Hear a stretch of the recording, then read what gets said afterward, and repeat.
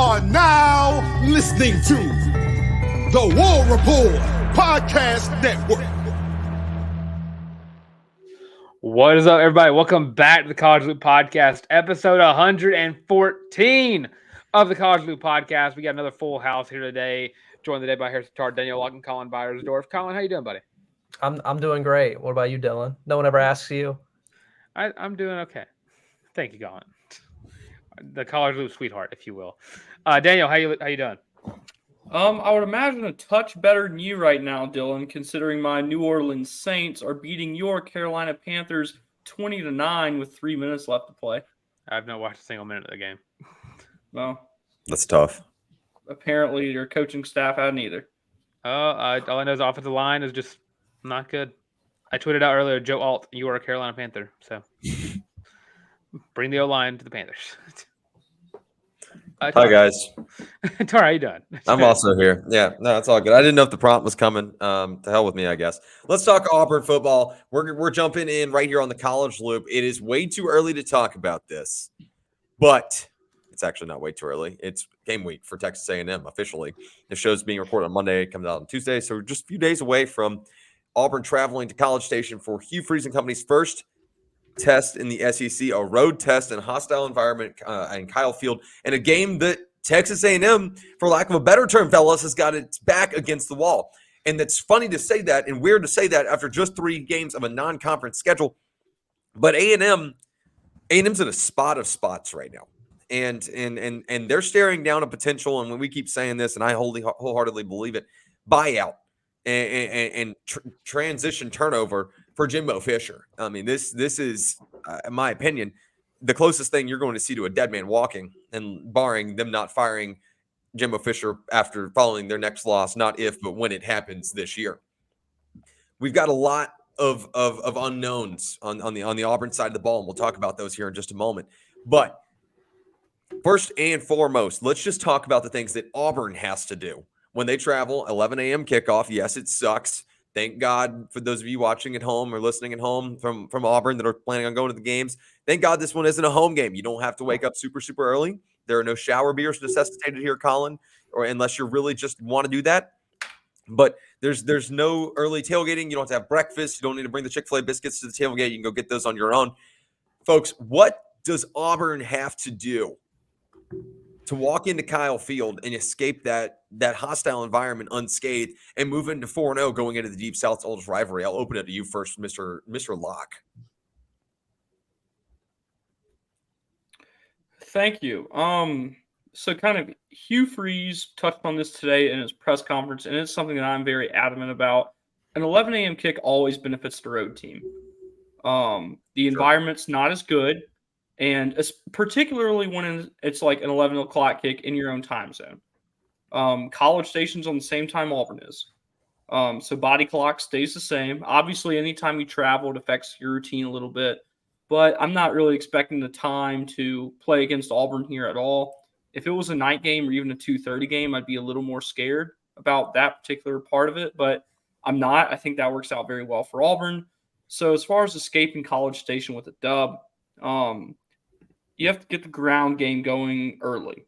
I really feel like a sure way Auburn wins this game is to have 2 100-yard rushers. Granted that they haven't had a single running back break that, and the only time they've had one 100-yard rusher was Peyton Thorne. I'm not sure how likely that is, and it's not the only way Auburn wins, but it certainly is an avenue to victory there.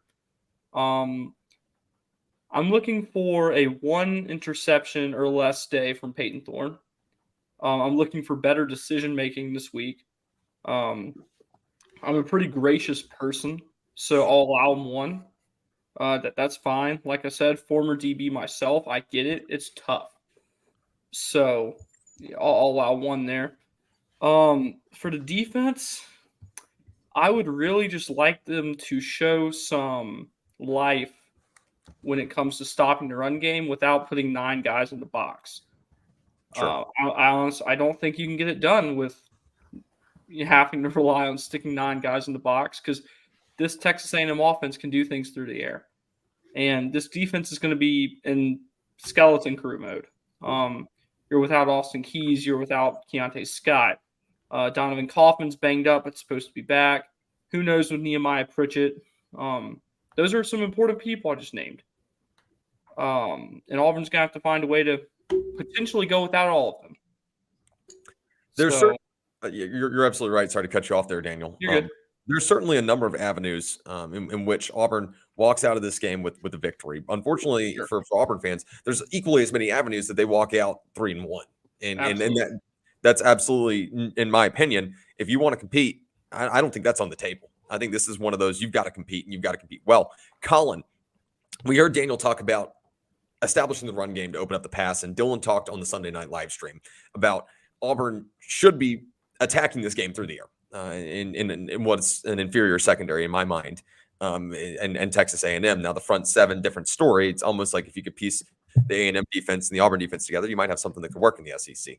But Daniel mentioned the limiting the turnovers from Peyton Thorne. My book, you got to keep those to nil, and I'm with you, Daniel. You have some leeway there.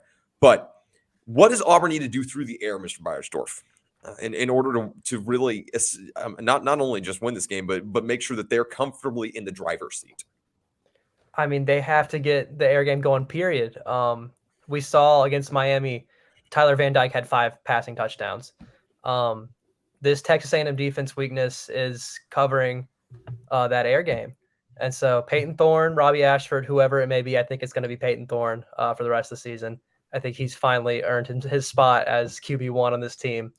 But we need to see him getting the ball downfield, using these weapons that we've seen have developed here at Auburn. Rivaldo Fairweather, Jay Fair, Shane Hooks. We need to get just our wide receivers involved with this offense.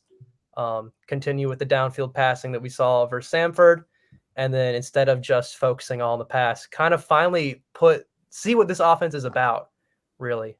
Put both sides of the ball together, running, passing, and just see what this offense can do against this Texas A&M defense. So to kind of synthesize what you said before I open up the keys to Dylan here on this note, and I want to expand for just 1 second. You said, see what this offense is about. And we keep saying it, and we keep not seeing it executed the way that we keep thinking that we're going to. Auburn's got to commit to that RPO. It has got, if it's going to be your identity, damn it, make it your identity, and make it your identity now. Because now is the time. There is no more gatekeeping film. It is time to open up the playbook. There is no more playing possum, as someone mentioned on our live stream on Sunday night. There is no more, hey, we can use this decoy package that nobody is just going to throw people off on film. You can implement that here and there if you're up. You've got to win in the toughest league in the country, and you've got to do it week after week. You're going to have to open up this playbook. Running that RPO effectively, like pretty much, I think, Colin, that's what you were alluding to. Is not negotiable now. You've got to go to your bread and butter, and you got to let Peyton Thorne cook. I know that sounds like a dumb cliche, but you like you guys mentioned, the downfield pass is obviously part of every football game, and the winning recipe, like you mentioned, Tyler Van Dyke with 5 touchdown passes on A&M's head, but it's a winning recipe, period, in this league. After Saturday's showcase and kind of not abandonment of the run, but essentially abandonment of the run, you'd like to think that now Auburn can kind of regroup and say, here is what we have. Here's what we know we can do. Let's execute it at a higher level, and let's mesh it all together. Let's not just see the pass playbook or the run playbook. Dylan, there is still a world, and I'm gonna put the ball on the tee for you. And I know you're gonna go backtrack and touch on these other guys' comments. That's absolutely fine. But I'm gonna put the ball on the tee for you in your fan club. There is an element here, fellas, and I'm being so serious, that you do need to mix in Robbie Ashford packages this week. And that's it's really non-negotiable, because if you've got those quote unquote red zone Robbie, if you want to throw it up while I'm talking, that's fine. I don't really care.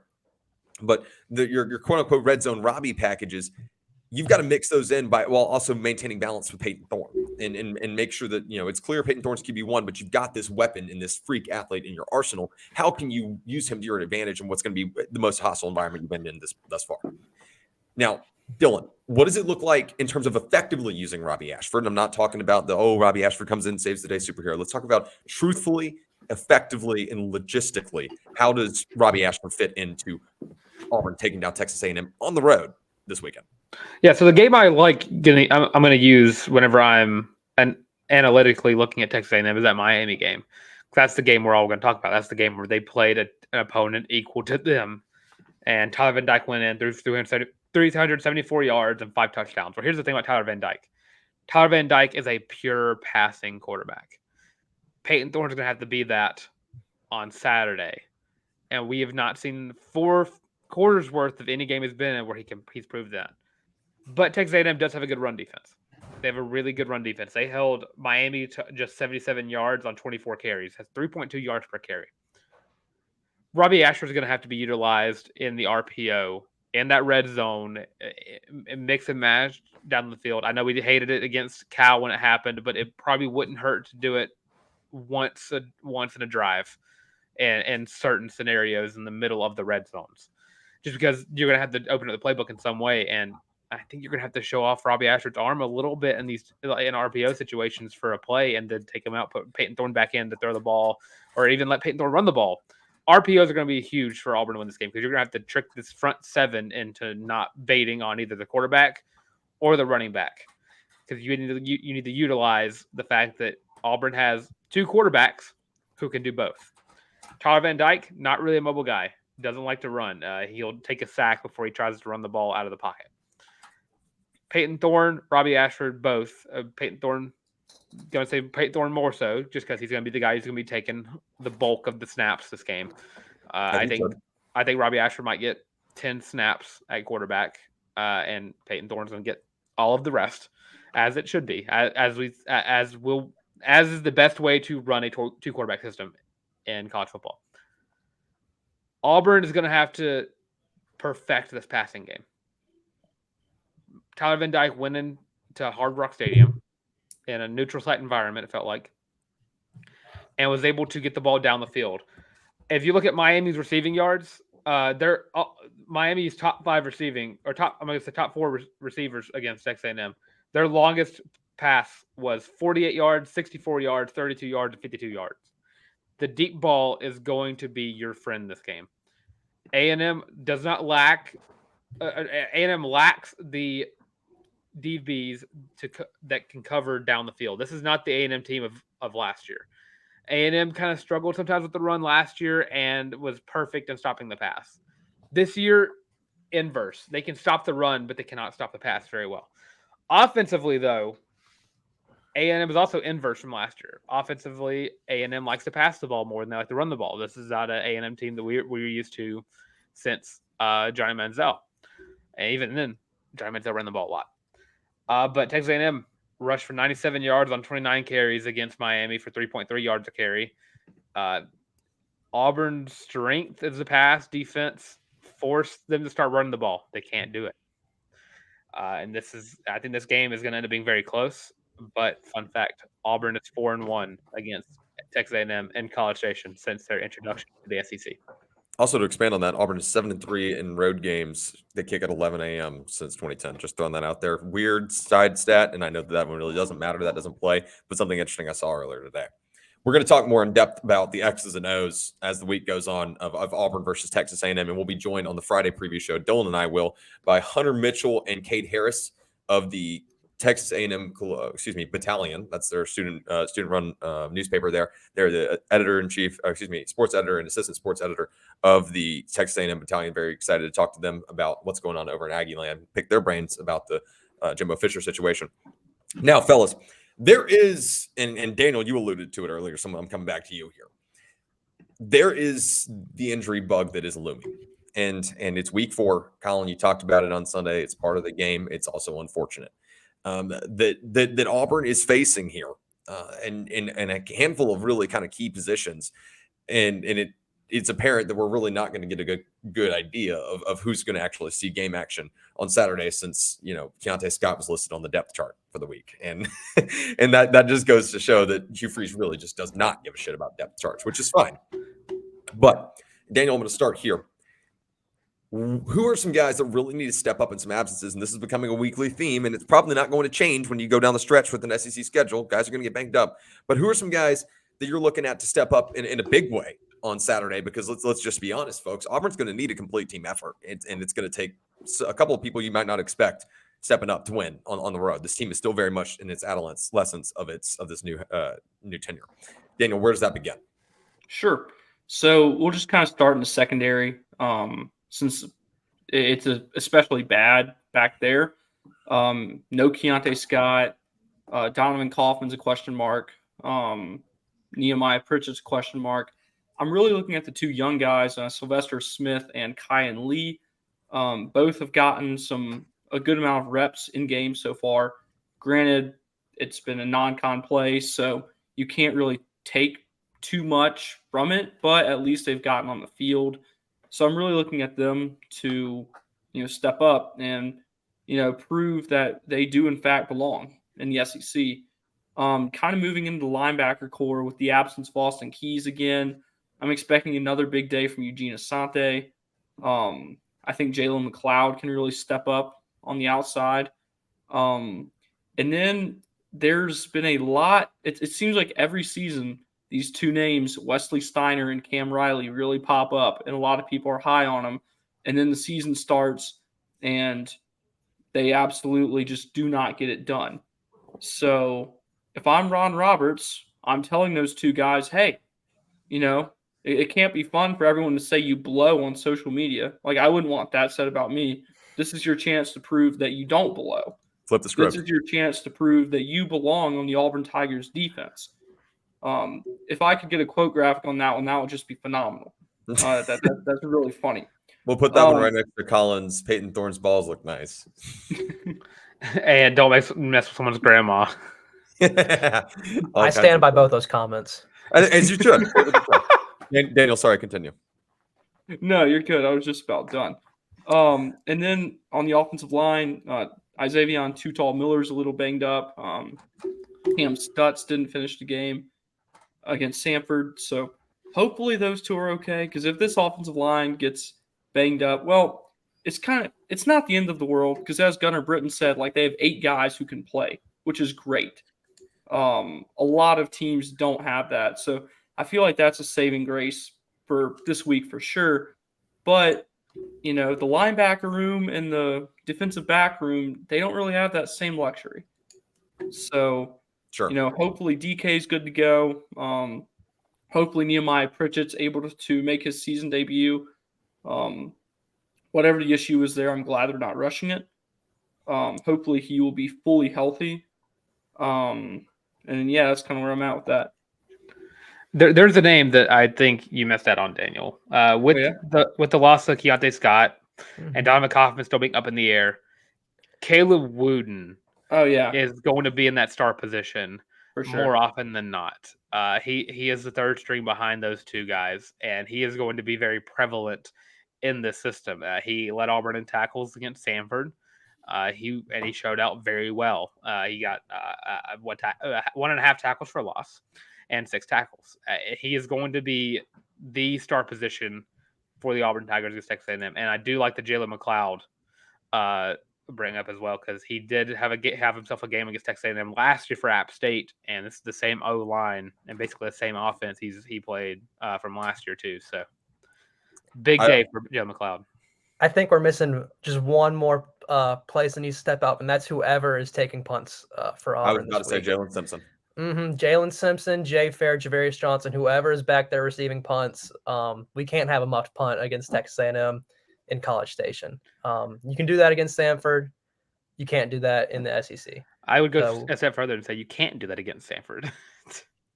Don't do it at all. Yeah. Colin, you took the words right out of my mouth. I was actually going to do the same thing and mention actually Jalen Simpson if he is the guy that's going to be returning punts, which, to be quite just transparent with you guys, I don't know. I don't have an educated guess.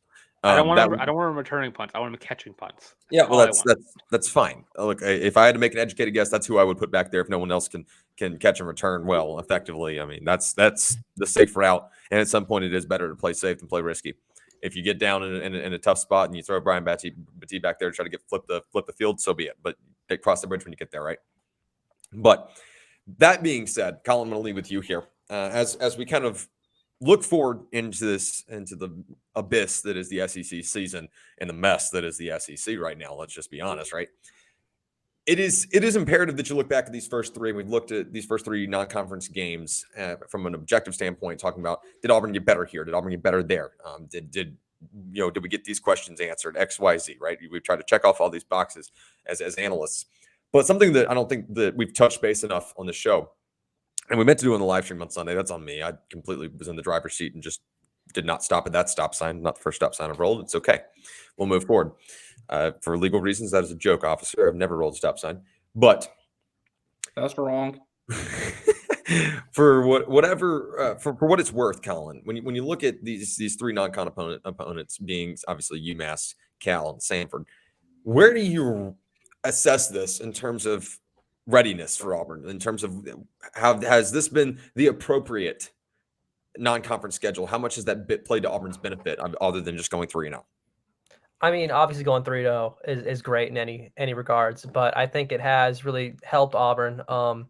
You've got UMass where you got to really test out what your team was. You got to play a lot of different guys, and then you went to Cal and you had your competitive game before coming back and really testing out our passing attack versus Sanford.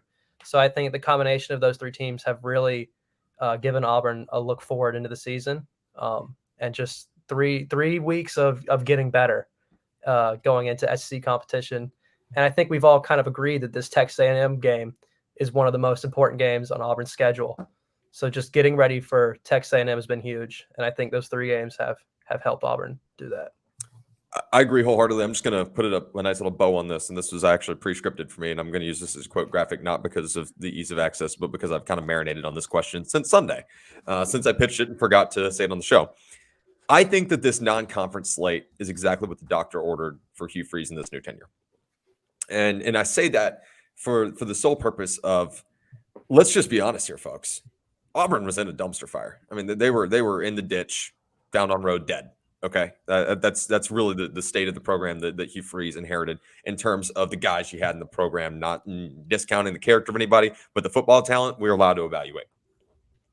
And just to be brutally honest, Auburn was up Schitt's Creek. And you look and you say, okay, we've got all these new faces coming in from the portal. We've had so many guys leave. This team looks completely different. We have a new guy a new shiny quarterback out of the transfer portal, and we're still going to try to work in this returning starter or incumbent, if you will, in Robbie Ashford. And you have these three games against not one opponent that I would look and say this is a rigorous opponent that prepares you for SEC schedule, but like you mentioned, Colin, each week presented something a little bit different, and the order was almost perfect too, right? Because you don't want that Cal game first, and you also don't want the Cal game to be third, if that makes sense. Having it sandwiched between UMass and Sanford was almost perfect for Auburn in terms of getting your guys in. Against UMass, you can make mistakes. You can figure out who works in what packages, and you saw Hugh Freeze do that a lot. You saw a lot of rotations. You saw a lot of substitutions. Then you go out to Cal, you pull one out of your butt, and so be it. A win is a win is a win is a win. You find out at that point the non, I guess, physical traits of your guys, your mental traits of how tough can you be, how resilient can you be, and how are you able to put a game that you played like dog crap behind you and just go out and win a football game. There's a lot of value in that.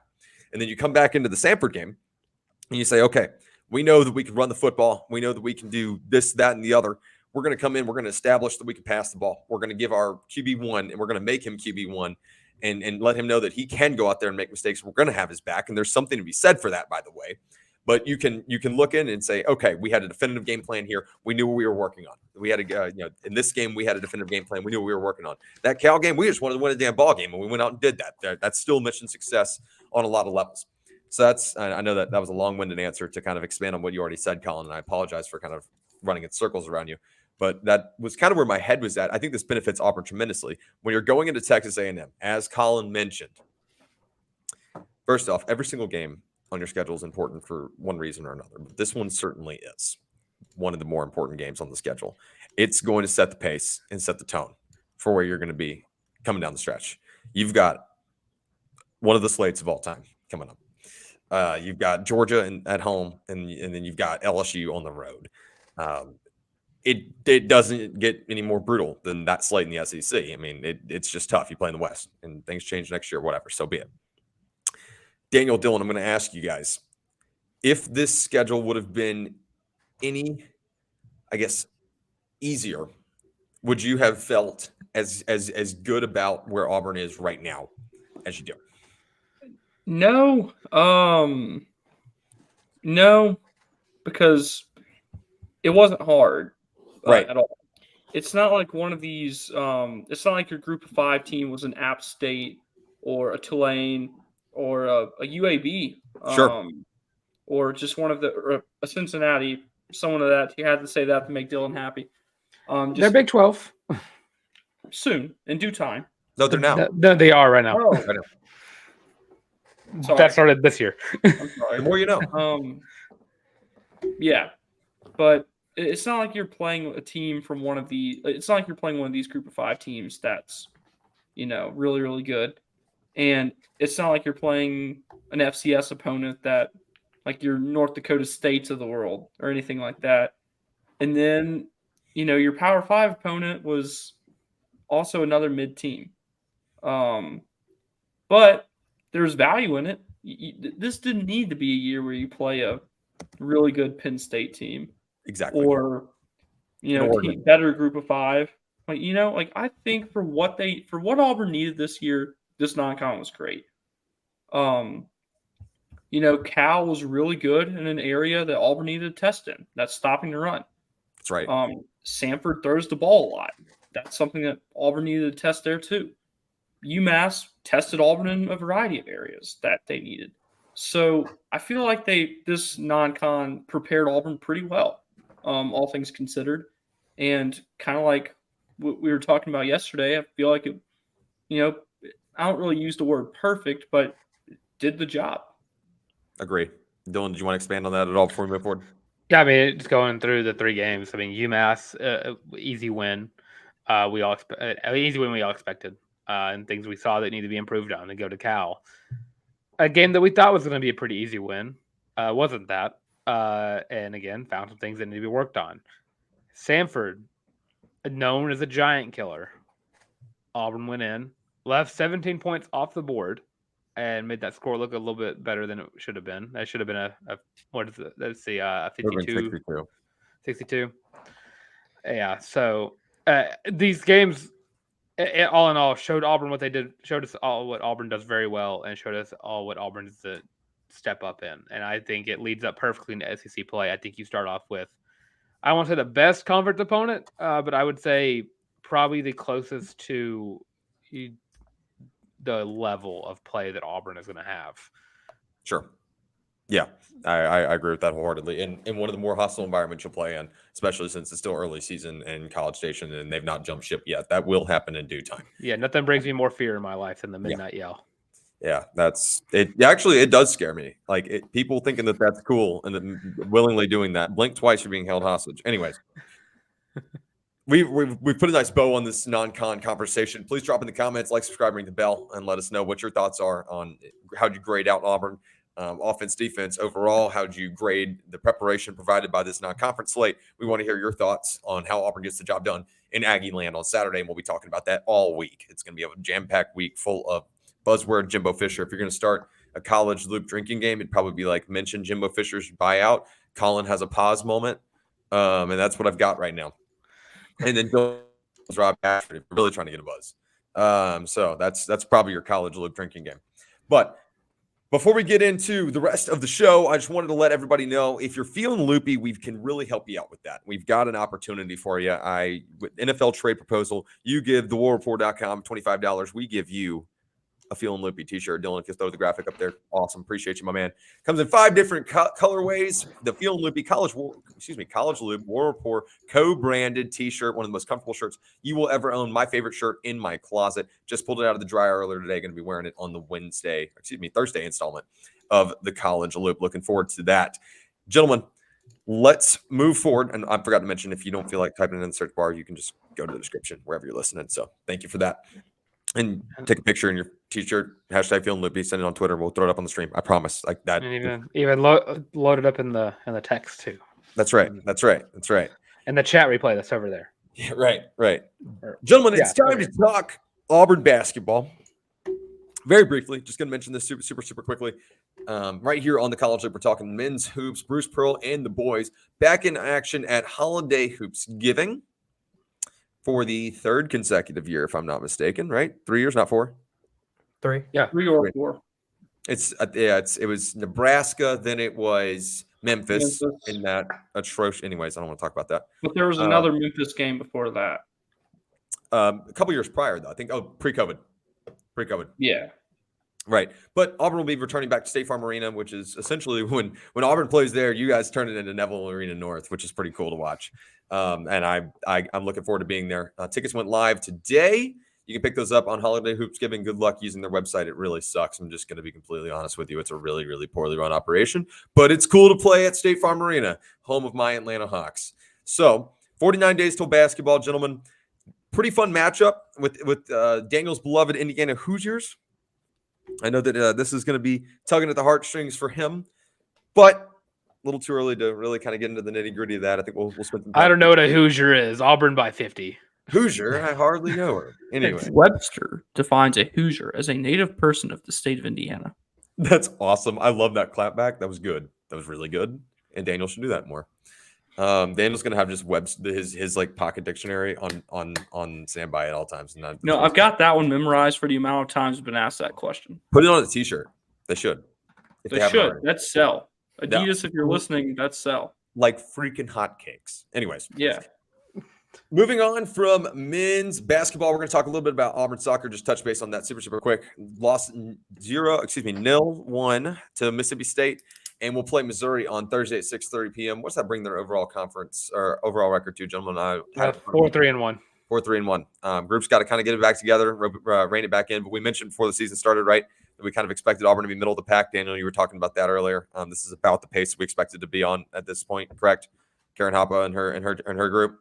Daniel's giving the thumbs up, which means I can continue moving on to volleyball and turn the reins over to Mr. Colin Beyersdorf when he's going to talk about Auburn. Checking in at number 24 nationally. Colin, Auburn is officially, in my opinion, the best volleyball team in the state of Alabama after winning the Alabama Challenge and finishing non-con schedule 10-1 after, like I said, sweeping that challenge this past weekend at home. Not home. That was on the road, wasn't it? Yeah, that was in South Alabama. That's so in Mobile. I love that. But yeah, took care of business in the Invitational. The girls are doing great. Akasha Anderson, Madison Shear are just getting kills galore off both ends. And then on the other side of the ball, Kendall Kemp and Kayla Swanson blocking anything that comes at them. And then Jackie Barrett's dishing up assists all game long. She has 365 on the season. That feels like a lot. That's 300 more than anybody else. Yeah, the next closest player has 59. So that's nuts. She's putting in work. They're playing Florida, who's the number 3 team in the country. We're undefeated until this week when they lost to Wisconsin, who is the number 1 ranked team. Yeah. So I think it might be a little bit of an ass kicking, if we're being honest. Upset alert. Upset alert. They play Ole Miss on Sunday, though, so hopefully a good bounce back game to end the week off. Would you say that Jackie Barrett is the Steve Nash of volleyball? Of Auburn volleyball. I could put that in that lore. Yes, certainly wishing them the best as they come down the stretch this week or start off their SEC slate. Who knows? Colin, you said bounce back game. Who knows? It could just be the second straight win in SEC play. I mean, don't count Brent Crouch and company out. I just don't. Whenever I wrote them off when they were coming back when I was in school post-COVID, I was like, yeah, it's going to be a long way back. Brent Crouch was like, hey, metaphorical middle finger, watch me. I'm just not listening to the doubters. And here we are. And one of the premier programs at Auburn University. It's nice to have two athletic programs in the state of Alabama that are the best in the state of Alabama, both volleyball and football. Yeah, we're not. Okay, whatever. I thought statistically speaking, I thought he was going to go with basketball, and I was going to be like, I'm actually like, oh dang, 3. I was actually going to be behind him on that. Hey, our baseball program is way better. That's 4. Equestrian, gymnastics, 5, 6. Women's golf, men's golf, 7, men's tennis, 8, women's tennis, 9, 10. Keep me going. Swim and dive, club sports, swim and dives. Facts though, yeah, facts. Yeah. Men and women, 12. Turn me up. Now just win the damn year-long Iron Bowl, please. Yes. That'll do it for today's show. Got a lot of A&M content coming up down the stretch for this week, and looking forward to bringing that to you guys. You good, Dylan? We should bring B-Well on for this week. Why? I think he would get along very well during the pregame show. Okay. No. I'm not scaring off student journalists that are working their butts off to try to make a career. You can hate the Aggies all you want, but we will always support student journalists here on the College Loop. DanielJLocke, tell everybody where they can find you, love you, support you, check out your work, etc. You can follow me on Twitter or X, whichever you prefer, at DanielJLocke. I'm not going to do the point thing, so I'll mess it up. Written work. Oh, yeah, that's right. 1819 News. Got some really cool stuff coming out this week. Auburn Daily, Braves Today, the Auburn Plains, whichever one you want to see my byline in. I mean, it kind of depends on what kind of content you want to see, but yeah, those places. That's right. Mr. Beyersdorf, before you tell everybody where they can find you, love you, support you, there are two ways that people can find, love, and support us. Do you know the two ways that they can be the biggest supporters? Okay, so number one, subscribe. Subscribe to the College Loop. He's learning. Number 2, you can leave a like. That helps too. Number 3, buy the damn shirts. Yes, turn me up, Colin. For every one of you who watches the video and doesn't subscribe, we take one meal away from Colin Beyersdorf. I'm so hungry. Colin, tell me where they can find you, love you, and support you. Yeah, I'll do the point. Shit. It is hard. Okay. Yeah, just at BeyersdorfColin, Beyersdorf Colin. And that's on Twitter or my ex. Okay. Yeah, Dylan's lost it. I might wind up having to pull us out of here. Like Colin said, the number one way you guys can support us is by subscribing and liking this video. Subscribe to the channel. Want to get to 1,000 by the end of football season. You guys are the reason we can do all of this. We appreciate you guys sincerely. Make sure to check out thewarreport.com. Pick up your College Loop War Report co-branded t-shirt. If you're looking for the College Loop on socials, that's at the College Loop on Twitter, X, Reader X. That's on Instagram. That is, you can find us on Facebook. Anywhere that you're at, we can find you, or you can find us rather if you want to listen to the show other places other than YouTube, or if you're not watching on YouTube, you can find us there on our YouTube channel. That's on Spotify, Apple Music, Google Podcast, and Amazon Music. There you go. I believe. Yep, got them all. And I'm by Harrison Tarr, like I mentioned. Dylan, all you have to do is just say your name and get out of here. Well, I feel like I just got my job stolen from me. Yeah, well, you weren't breathing, so you're not. I was breathing. Starving Colin until we get the subscriber count we need, and you're just not. You're donating oxygen so he can at least have like air to eat. Oh, that's not how that works. That'd be carbon dioxide. Yeah, Either way, you're not intaking. I'm intaking oxygen. No, you It couldn't wouldn't be donating. It would be donating it. You're dying. It would just be Dylan is dying because you guys aren't subscribing to the channel. And Colin is starving. Daniel and I are doing fine. I'm going to save y'all from listening to Tarr talk anymore for the rest of this episode. I'm Dylan Larck at YBoyTheTank on Twitter /X at ReaderX. It's just right there at YBoyTheTank at YABOY the Tank. Also got me on Instagram at Dylan Larck at DYLANLARCK. Check us out on socials at the College Loop, literally everywhere. And again, if you're tired of seeing Tarr's face, I completely understand. Do what he said earlier. Go listen to the audio versions as well. Show us some love. Rate them 5 stars. Give us likes. Give us comments because we love getting that engagement and we love responding to y'all as well. So leave comments, leave some questions. We'll bring them up on the show.